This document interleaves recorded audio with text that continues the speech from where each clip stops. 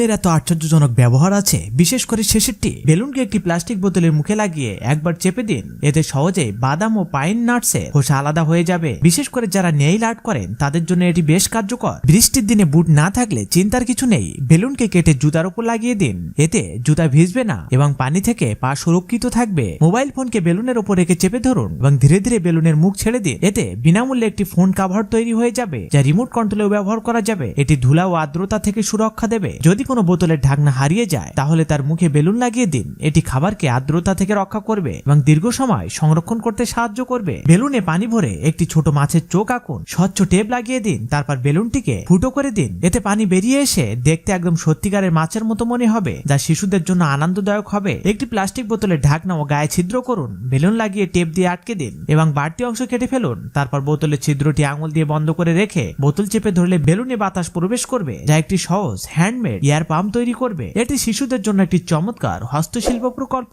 এখন কিছু like subscribe পাওয়া যাবে কি?